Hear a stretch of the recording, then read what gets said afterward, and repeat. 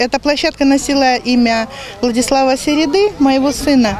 Возникла 2 года тому назад, когда собрались в День памяти футболисты, тренеры, представители Народного собрания Тарнавский Александр Григорьевич, учительница, классный руководитель, друзья, знакомые, все, кто знал и любил Владислава. И мы много говорили о нем и пришли к выводу. Александр Григорьевич сказал: а давайте сделаем площадку в честь памяти Владислава. Он 29 лет ушел от нас, выдающийся футболист, прекрасный человек.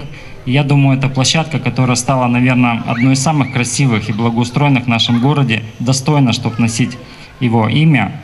Но закончу я пожеланием, чтобы эта площадка сохранилась, чтобы долго наши дети играли в этих хороших условиях, и чтобы мы всегда помнили, благодаря кому эта площадка появилась.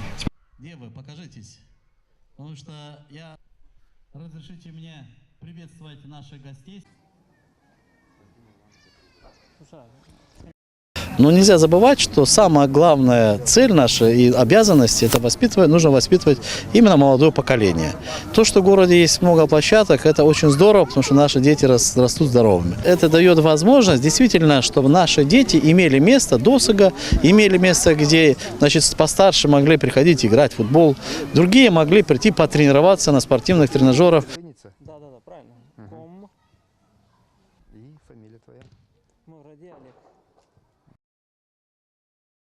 Царство ему небесное.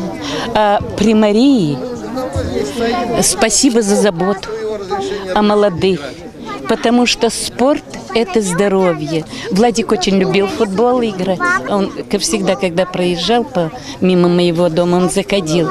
И он мне говорит: Васьмин, у меня ноги там что-то. Я говорю: ну оставь уже футбол. Нет, я без футбола жить не могу.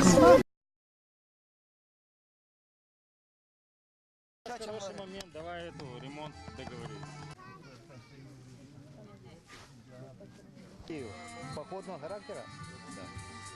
Да.